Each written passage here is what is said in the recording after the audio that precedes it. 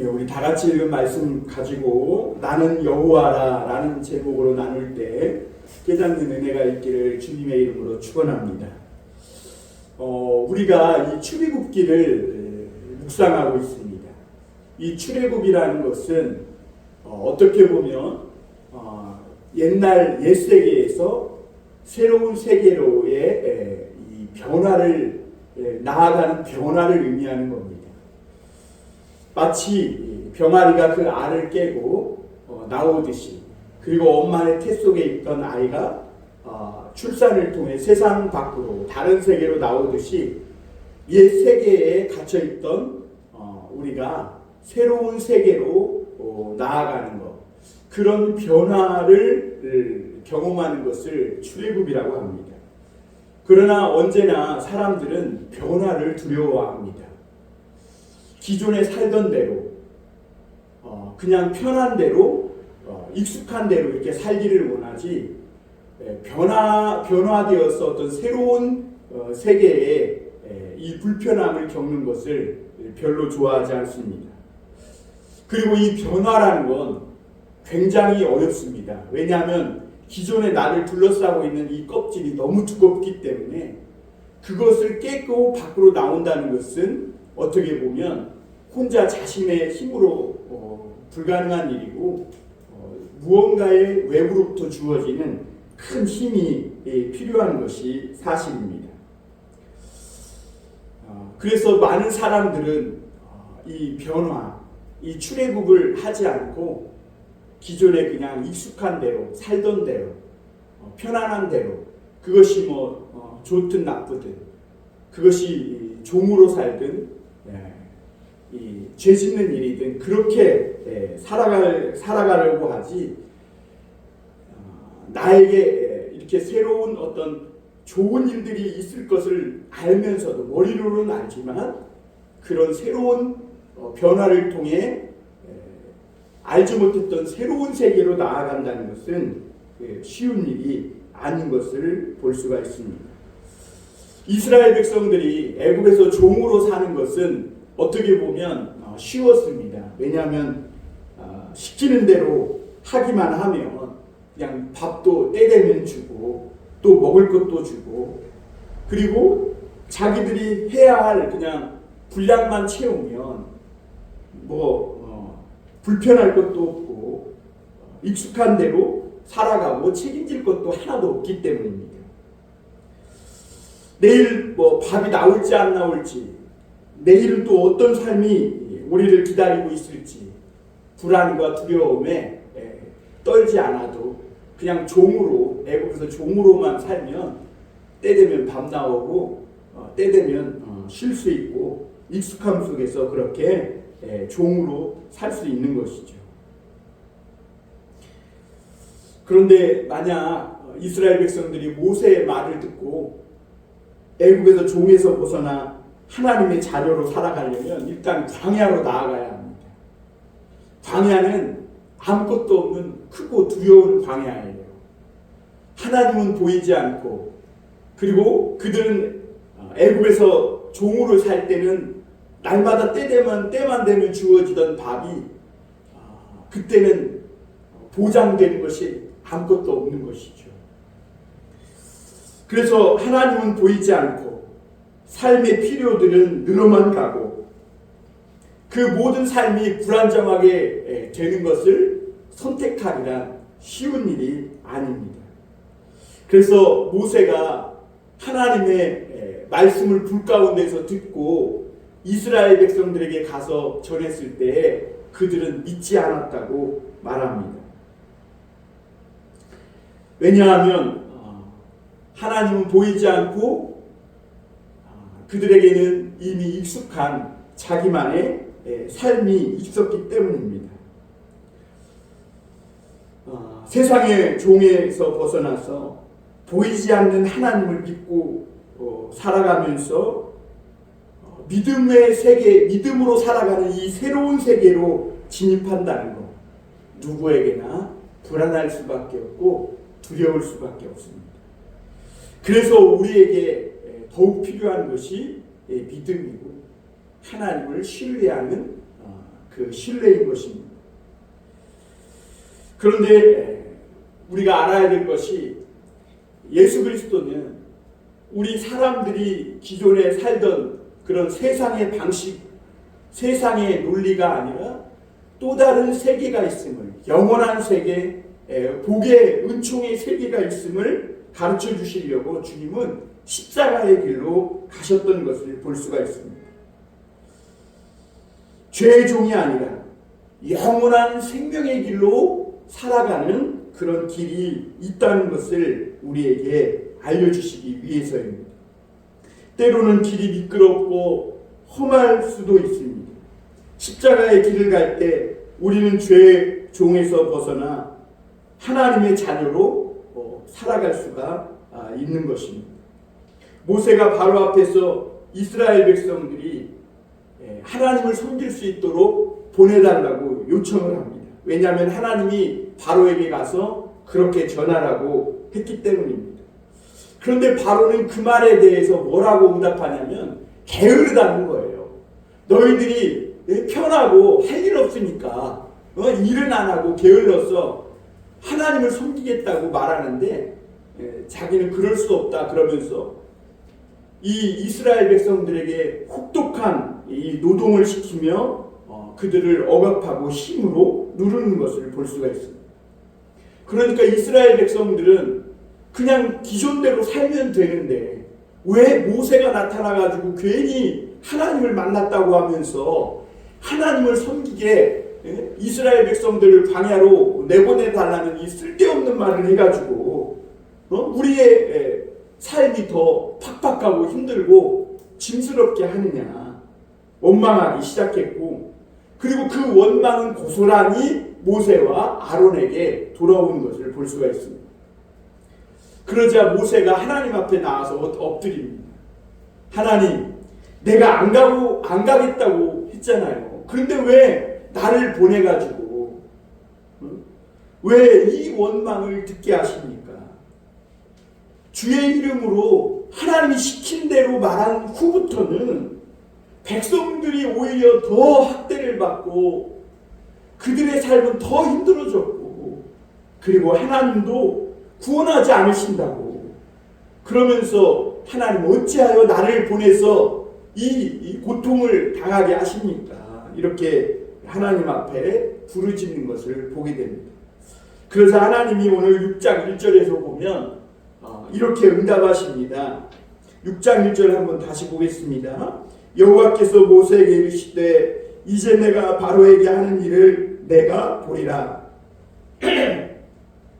강한 손으로 말미암아 바로가 그들을 보내리라. 강한 손으로 말미암아 바로가 그들을 그의 땅에서 쫓아내리라.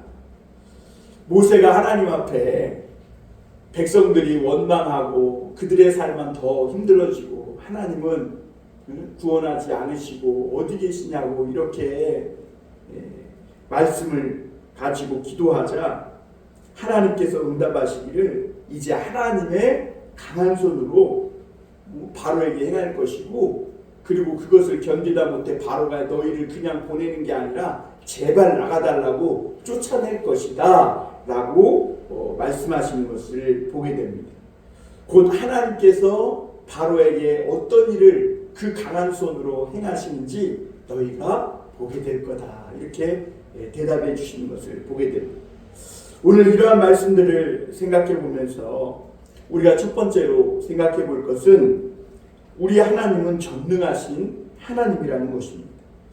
우리 2절에서 8절에 보면 하나님이 모세에게 계속해서 말씀하시는 장면이 나오는데, 이 말씀에서 반복되는 말씀이 있는데 그게 뭐냐면 나는 여호와이라 라는 말씀입니다. 왜 하나님이 나는 여호와라는 말씀을 반복하냐면 그것을 강조하기 위함이에요. 그리고 모세에게 하나님이 여호와라는 것을 기억하고 잊지 않게 하려고 하는 거예요. 여러분, 우리가 누구를 만났을 때 조금 세상에서 성공하고 높은 사람이면 나는 누구야? 뭐 이렇게 의식되는 경우를 볼 수 있죠. 그러니까 하나님이 나 바로 여호와야 라고 지금 모세에게 이렇게 말하고 있는 것이죠. 이 여호와라는 이름, 그 하나님은 누구신가? 오늘 여기 말씀에서 보면 3절 4절입니다. 3절 4절 5절. 내가 아브라함과 이삭과 야곱에게 전능의 하나님으로 나타났으나 나의 이름을 여호와로는 그들에게 알리지 아니하였고 가나안 땅 곧 그들이 거류하는 땅을 그들에게 주기로 그들과 언약하였더니 이제 애굽 사람의 종으로 삼은 이스라엘 자손의 신음소리를 내가 듣고 나의 언약을 기억하노라. 그러므로 이스라엘 자손에게 말하기를 나는 여호와라. 내가 애굽 사람의 무거운 짐 밑에서 너희를 빼내며 그들의 노역에서 너희를 건지며 편팔과 여러 큰 심판들로서 너희를 속량하여, 이렇게 말하고 있어요. 하나님은 자신을 여호와라고 설명하고 난 후에 여호와가 어떤 분이신지를 말씀하면서 이스라엘 백성들을 그 애굽의 종에서 빼내며 또 그 무거운 짐에서 건져내며 그들을 속량하시는 분이다. 그러니까 여호와의 여호와 되심은 이 땅에서 고통당하는 사람들을 구원하시고 건지시고 그리고 돕고 인도해 주시는 하나님이심을 볼 수가 있습니다. 그러니까 이 여호와 하나님의 여호와 되심은 큰 고통 속에 빠진 이 세상에 고통하는 자들을 구원해 주시는 그 하나님이시고, 그리고 그 하나님은 자기를 믿고 신뢰하는 자들을 고통에서 건지시기 위해서 못하실 일이 없는 전능한 하나님이심을 오늘 말씀하고 있는 것입니다. 하나님은 오늘 아브라함과 이삭과 야곱에게 전능의 하나님으로 나타났다 그랬어요. 아브라함에게 하나님은 본토 친척 아비집을 떠나 내가 내게 이를 땅으로 지시할 땅으로 가라 그렇게 말씀하신 후에 아브라함이 그 말씀을 듣고 떠났는데 나이가 100세가 다 되도록 아이를 낳지 못했을 때 하나님은 전능한 하나님으로 나타나셔서 아이를 낳을 수 있는 모든 가능성이 끊어진 아브라함에게 후사를 주시고 아이를 갖게 하신 것을 볼 수가 있습니다. 이삭에게는 그 가뭄과 흉년 속에서도 100배의 결실을 맺을 수 있는, 그리고 이삭이 타는 곳마다 우물이 나오게 하는 그런 놀라운 전능의 하나님으로 나타나셨고, 또 야곱에게는 하나님께서 그 기근과 죽을 위기에서 건져주시는 그런 구원의 하나님으로 나타났던 것을 볼 수가 있습니다. 하나님은 그것을 예로 들면서 하나님은 여호와이신데 그 여호와는 어떤 분이시냐면 우리를 종이 아니라 자녀를 삼고 우리를 지키시고 보호하시고 먹을 것과 모든 필요한 것을 공급하시는 책임지시는 하나님이시다, 이렇게 말씀하고 있는 것입니다. 여호와라는 이름이 믿지 않는 자들에게는 심판의 하나님이시지만 이 하나님을 믿는 자들에게는 하나님이 사랑으로 언약을 해주시는 분이시라는 거예요. 무슨 언약이냐? 세상에 무거운 짐에 갇혀 있을 때, 너희가 고통 속에 있을 때 하나님이 거기서 너희를 빼내고 건져주시겠다는 거예요. 그 여호와 하나님이 그 하나님이 하시는 일이 그거라는 것이죠. 그리고 그 우리와 맺은 사랑의 언약대로 때로는 우리가 실수하고 넘어지고, 그리고 우리가 때로는 잘못된 길로 갈 때도 하나님은 끝까지 버리지 않고 그 맺은 사랑의 그 언약대로 하나님은 신실하게 그 약속을 지키시고 이루시고 책임지시는 하나님이시다. 그래서 우리를 죄와 불의로부터 건지시고 이 세상에 잠깐 살다 안개처럼 없어지는 그런 세계 속에서 영원한 하나님의 믿음의 세계 속으로 우리를 인도해 주시는 분이시라는 것을 오늘 말씀하고 있는 것이죠. 5절에 보니까 하나님은 우리와 언약을 맺었기 때문에 우리가 신음소리를 낼 때마다 하나님 그걸 다 들으신대요. 그리고 그것을 기억하고 지키시는 하나님이시라는 거예요. 그러니까 이 하나님의 여호와 되심은 빼내시고 강한 팔로 건지시고 속량하시는 그 분이라는 거. 그래서 하나님은 자기 이름을 자꾸 여호와라고 강조하는 이유는 너희가 이 세상에서 어려운 고통을 당할 때, 위기 속에 있을 때, 세상의 인생의 짐이 무거워 주저앉고 싶을 때 그 여호와 하나님의 이름을 기억하는 거. 여호와 하나님의 이름을 기억하는 거. 그 하나님은 너희가 충분히 신뢰하고 믿고 맡기실 수 있는 하나님이라는 거죠. 여러분, 우리가 이 세상에 신뢰할 만한 것들이 없어요. 사람들은 돈이 뭘 해줄 걸로 생각하지만, 오늘 어떤 사람과도 상담을 했었는데 그 분이 몸이 많이 아프게 됐어요.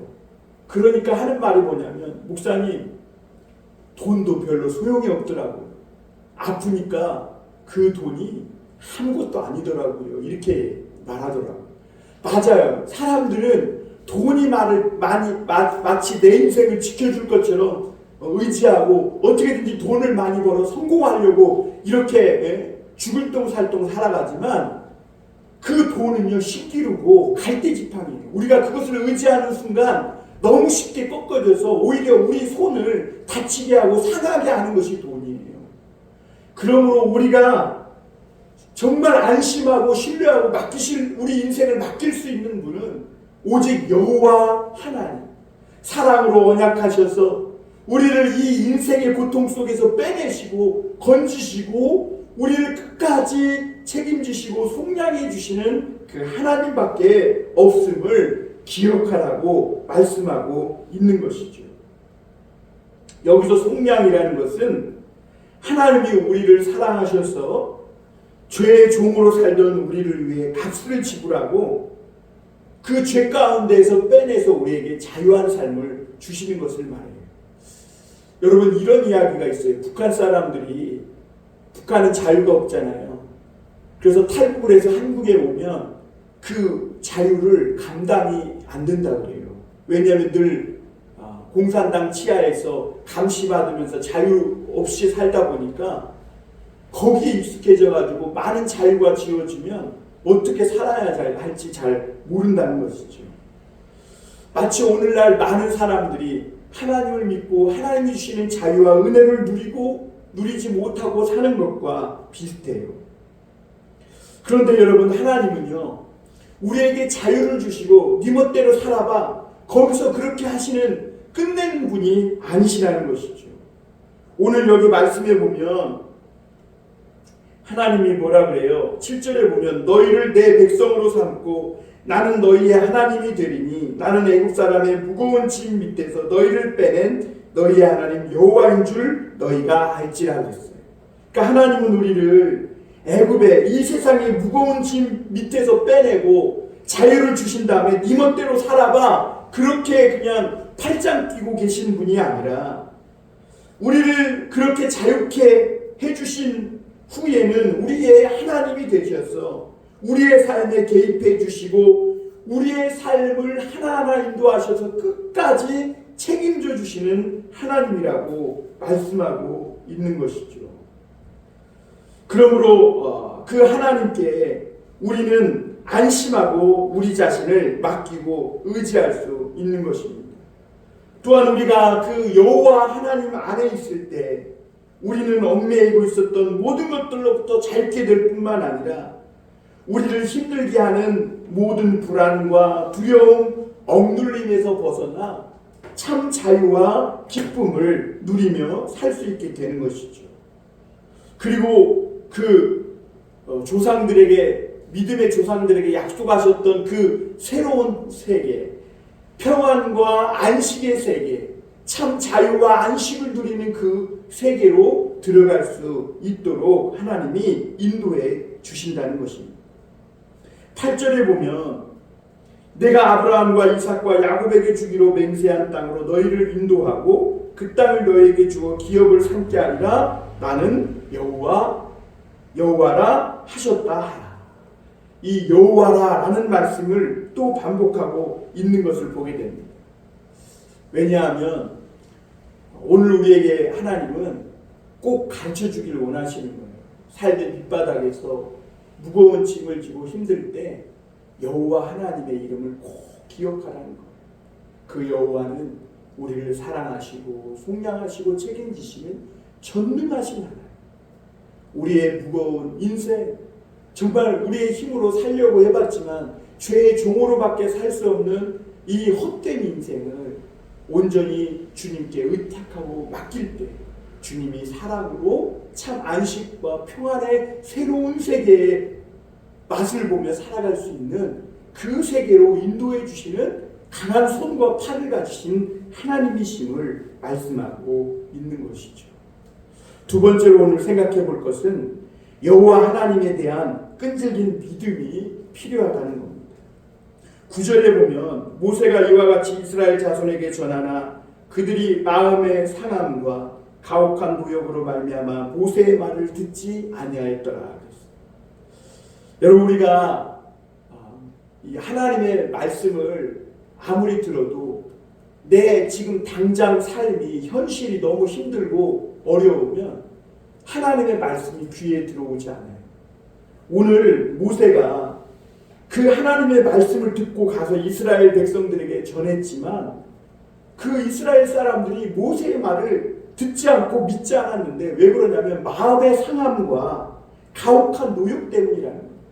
사람이요, 마음이 상하면요, 현실이 너무 힘들고 어려워서 지금 눈앞에 있는 문제에 찌들려 당장 먹고 살기조차 힘들고 너무 버거우면 하나님의 말씀과 새로운 비전과 꿈에 대한 이야기가 그저 일장춘몽이고 하나의 그냥 꿈 같은 얘기로밖에 들리지 않아요. 하나님의 말씀이 들어올 수 있는 여력이 없는 거예요. 왜? 내가 너무 밑바닥에서 너무 정신없고 현실이 너무 힘드니까. 이스라엘 백성도 그랬다는 거예요. 바로가 이스라엘 백성들에게 노역을 너무 무겁게 하니까 그들이 하루에 당장 해야 할 일만 해도 너무 버겁고 지치고 힘든 거예요. 그러니 모세가 하나님이 너희를 새로운 땅, 가나안 땅, 젖과 꿀이 흐르는 땅으로 너희에게 준대, 너희를 그 땅으로 인도하여 들이신대, 그러므로 우리 함께 가자, 이런 얘기가 하나의 그냥 꿈 같은 얘기, 전혀 믿어지지 않고 이스라엘 백성들의 귀에 들어오지도 않는 그런 하나의 꿈 같은 얘기밖에 안 되는 것이죠. 그래서 오늘 우리가 이런 말씀을 들으면서 한번 생각해야 할 중요한 것이 뭐냐면, 믿는 자들, 교회는요, 하나님의 말씀을 있는 그대로 전하는 것도 중요하지만 일단 현실이 너무 어려워서 당장 먹고 살 밥 한 그릇 그런 여력도 없는 힘든 그런 사람들에게 그들에게 어떤 실제적인 현실적인 도움을 주는 일조차도 일이 중요하다는 것을 볼 수가 있습니다. 왜냐하면 세상이 너무 힘들어서 버거워서 그 밑바닥에서 사는 사람들은 꿈이나 희망까지도 저당 잡히고 빼앗기고 살아가기 때문에 그래요. 오늘 이스라엘 백성들이 바로의 종으로 살면서 너무 무거운 현실 속에 살다 보니까 그들은 아무 희망도 없이 내일에 대한 미래에 대한 꿈조차 빼앗긴 채, 상실한 채 그렇게 살아가는 모습을 보게 됩니다. 또한 그래서 우리가 그 힘들고 어려운 현실 속에서 몸부림치는 그 사람들에게 하나님의 꿈과 비전을 품을 수 있도록 그 여건을 마련해주고 도와주는 그런 그런 일도 굉장히 중요하다는 것을 오늘 우리가 볼 수가 있죠. 그래서 하나님 말씀으로만 그냥 너 따뜻하게 하라, 너 거기서 나와라, 하나님이 주신 데 이런 격려, 위로의 말도 필요하지만 실질적으로 그 사람의 필요와 도움을 채워주는 것, 그거 역시 중요한 것을 볼 수가 있습니다. 오늘 10절에서 13절에 보면 여호와께서 모세에게 말씀하여 이르시되 들어가서 애굽 왕 바로에게 말하여 이스라엘 자손을 그 땅에서 내보내게 하라. 모세가 여호와 앞에 아뢰어 이르되 이스라엘 자손도 내 말을 듣지 아니하였거든 바로가 어찌 들으리이까 나는 입이 둔한 자니이다. 이렇게 말씀하는 걸 보게 됩니다. 모세가 하나님 앞에 이렇게 이야기를 하자 하나님은 또다시 모세에게 뭐라고 말씀하냐면 그래도 바로에게 들어가서 또다시 하나님의 말씀을 전하라고 이야기합니다. 이만하면 포기할 만도 한데 하나님은 포기하지 않으시는 것이죠. 포기할 줄 모르시는 하나님. 하나님이 계획하고 하나님이 작정하신 것은 반드시 이루시는 하나님이신 것을 보게 됩니다. 우리가 이런 말씀을 보면서 깨닫게 되는 것이 변화라는 것이 누구에게나 쉽게 오지 않는 것을 우리가 알 수 있습니다. 사람들은 변화를 꿈꾸지만 무언가 작은 변화를 하나 만들어낸다는 것이 그리 쉬운 일이 아니에요. 우리가 그냥 나 변화될 거야. 내일 새로운 삶을 살 거야. 이렇게 말하고 뭐 생각했다고 해서 새로운 변화를 경험하는 일은 거의 없습니다. 오히려 내가 막 새롭게 돼야지, 새로운 삶을 살아야지, 내일부터 나는 달라질 거야. 그러면서 몇 차례 시도했다가 만약에 그것이 어그러지면 오히려 자포자기하고 더 큰 절망에 빠져버리기도 하는 것이 우리죠. 그러나 하나님은 바로에게 그래도 또다시 가서 말하라고 얘기합니다. 하나님의 말씀을 가지고 가서 찾고 계속 구하고 두드리라는 것이죠. 예수님도 그랬죠. 어떤 과부에게 가서 계속 찾고 구하고 두드리면 그 문이 닫혔던 문이 열릴 것이라고 말씀하시는 것을 보게 됩니다. 중요한 것은 중간에 꺾이지 않는 이 마음이 중요한 것이죠. 하나님을 믿을 때 꺾이지 않는 마음이 중요해요. 요즘 코로나 이후에 믿는 자들의 마음이 많이 꺾였다고 해요. 그래서 교회에 예배드리러 나오지 않는 성도들이 너무 많다고 해요. 여러분, 믿음은요, 포기치 않는 인내하는 믿음, 중간에 꺾이지 않는 믿음이 중요한 거예요. 내 안에 절망을 밟고 새로운 변화와 미래를 쳐다보는 것, 그만큼 쉬운 일이 아니에요. 그러나 할 수 없는 가운데에서도, 불가능한 가운데에서도 포기치 않고 때때로 무모함 가운데에서도 나아가며 하나님을 의지하며 걸어가는 것, 그게 바로 부활신앙인 것이죠. 내 힘으로는 안 되지만 하나님의 전능하심은 하실 수 있다는 믿음으로 나아가는 것, 그게 부활신앙이죠. 죽음도 이기는 그 놀라운 하나님의 능력이 하나님 말씀 가운데 살아 역사하는 것이죠. 왜 우리가 그런 믿음으로 살아야 합니까? 왜냐하면 나는 실패할 수 있고 실패했지만 하나님은 실패하는 분이 아니시기 때문입니다. 그래서 내 실패가 마치 하나님이 실패한 것처럼 생각하면 안 돼요. 나는 실패했지만 하나님은 결코 실패하지 않고 우리가 믿음으로 나아갈 때 반드시 그것을 이루시고 역사하시는 분이라는 거죠. 그래서 히브리서에 보면 11장 6절에 보면 하나님께 나아가는 자는 반드시 그가 계신 것과 자기를 찾는 자들에게 상 주시는 이심을 믿어야 할지니라. 그러므로 여러분, 포기치 않길 바랍니다. 하나님, 여호와 하나님을 믿을 때 여러 가지 힘들고 어려운 점이 있고 내 현실에 뭔가 풀리지 않는 일이 있다 해도, 그리고 하나님을 믿는다고 했는데도 오히려 그것이 더 상황이 안 좋아간다 할지라도 하나님이 없는 것이 아니라 오히려 하나님은 살아계셔서 우리와 함께 계시고 내가 뭔가 잘못한 것일 수 있다는 것을 깨닫고 중간에 꺾이지 말고 끝까지 하나님을 신뢰하며 믿음으로 나아갈 수 있기를 바랍니다. 마지막으로 우리가 생각해 볼 것은 우리가 말씀을 순종하면 하나님께서는 반드시 역사하신다는 겁니다. 하나님께서 또다시 하나님 어찌하여 나를 보내서 이 어려움을 당하게 하고 하나님은 구원치 않으십니까? 이러면서 하나님 앞에 원망을 토로하니까 하나님이 모세에게 이렇게 말합니다. 가서 전해라. 그러니까 모세가 또다시 이야기하죠. 이스라엘 자손도 내 말을 안 들었는데 저 애굽의 큰 나라 바로 왕이 어떻게 내 말을 듣겠습니까? 나는 입이 둔한 자입니다. 무슨 말이에요?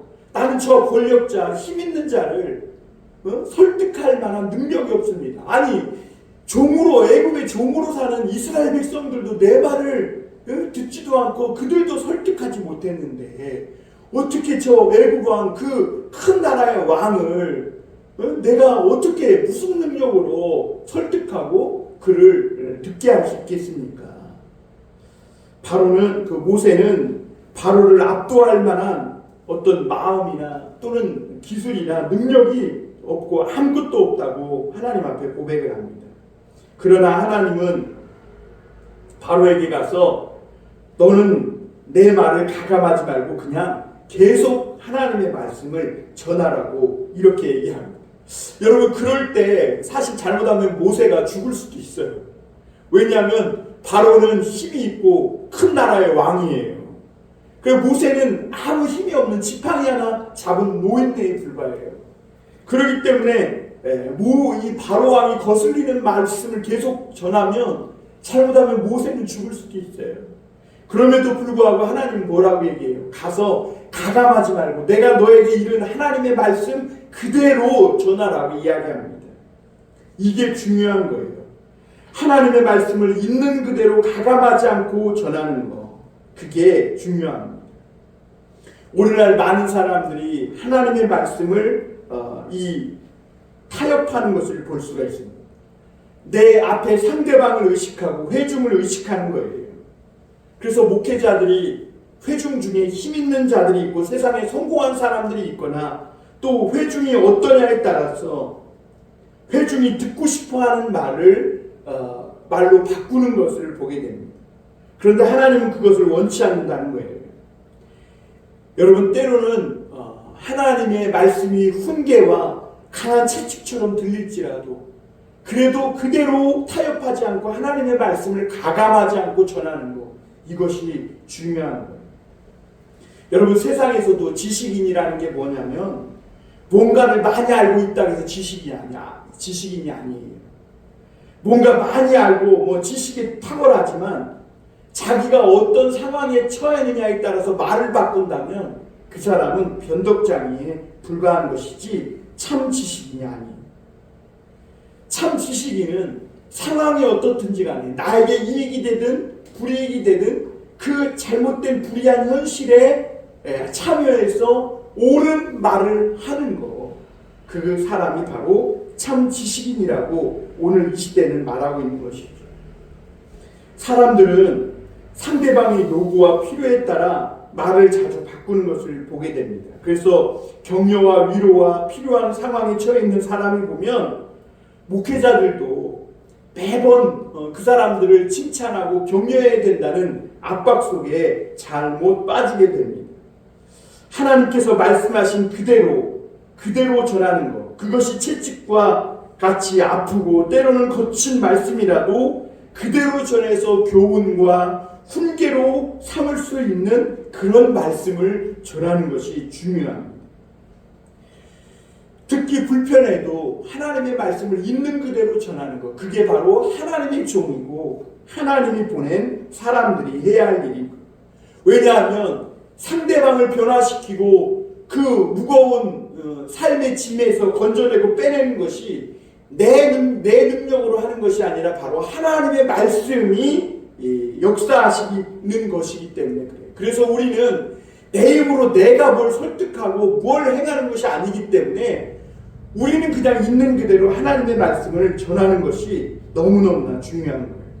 그래서 하나님은 낙심하고 자포자기한 모세에게 또다시 말씀하시기를 너는 가서 내가 너에게 이른 대로 전하기만 해라. 그러면 너가 낙심하지 않고 전하기만 하면 하나님께서 그대로 역사하시겠다 이렇게 말씀하시는 것이죠. 그리고 나서는 14절부터는 세상의 바로와 맞서는 모세와 아론의 족보가 이렇게 나오는 것을 보게 됩니다. 그런데 이스라엘의 12지파 다 나오는 게 아니라 루벤, 시몬, 레위의 아들들이 나오고 그 중에서도 레위의 아들의 족보가 나오는 것을 보게 되는데, 왜 그러냐면 사실은 이 출애굽기에서 모세가 중요한 것처럼 보이잖아요. 그리고 출애굽의 주역이 모세인 것 같지만 사실은 레위 지파가 중요하고, 그리고 그 출애굽의 주역은 바로 하나님이시라는 것을 볼 수가 있습니다. 오늘 20절에 보면 모세의 아버지는 아브라함이고 그의 어머니는 요게벳이라는 것이 처음 등장하고, 그러면서 모세가 아닌 아론의 후손의 족보가 나오는 것을 이렇게 볼 수가 있습니다. 왜냐하면 아론의 후손은 제사장 집안인데요, 대대로 하나님을 섬기는 그런 집안인데 그 족보가 대대로 이어지는데 그것이 중요하다는 것을 오늘 우리에게 말씀하고 있는 것이죠. 여러분, 오늘도 어떤 사람이 중요하냐? 세상에서 대단한 일을 행하는 사람이 중요한 게 아니라 대대로 하나님을 섬기는 그런 제사장과 같은 사람이 중요한 거예요. 왜냐하면 세상의 놀라운 변화는 사람이 만들어내는 게 아니라 하나님이 이루시는 것이기 때문에 그래요.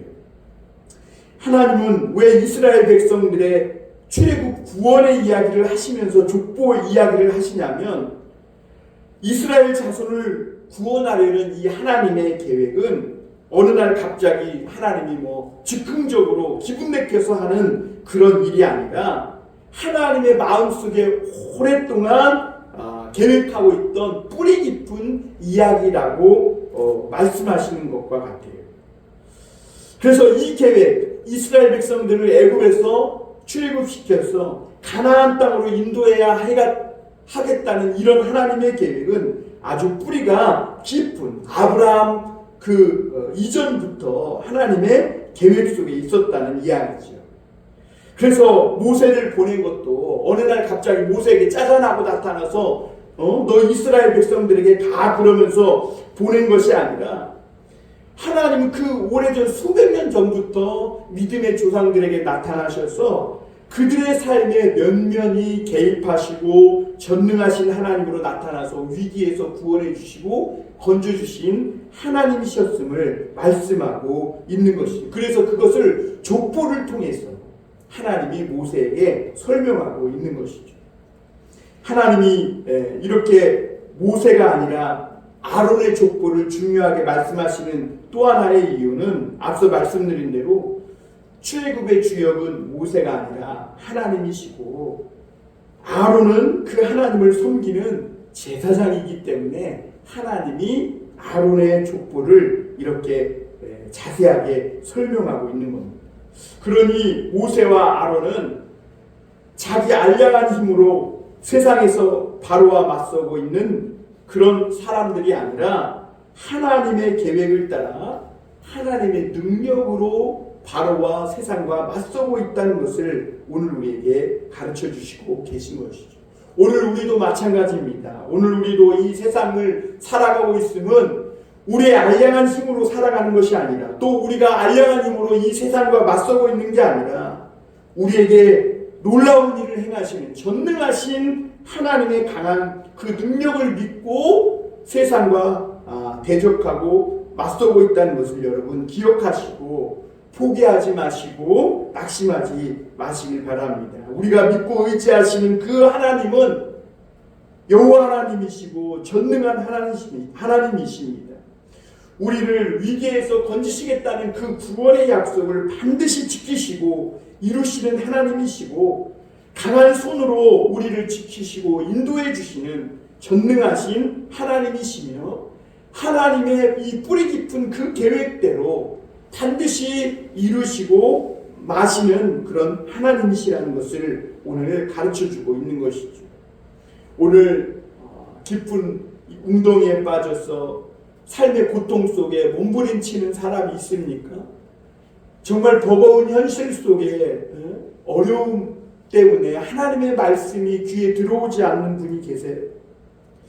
오늘 우리를 향해 뿌리 깊은 사랑과 구원의 계획을 갖고 계신 하나님을 바라보시길 바랍니다. 하나님은 오늘 우리에게 계속해서 말씀하시기를 나는 여호와니라, 나는 여호와니라, 나는 여호와니라.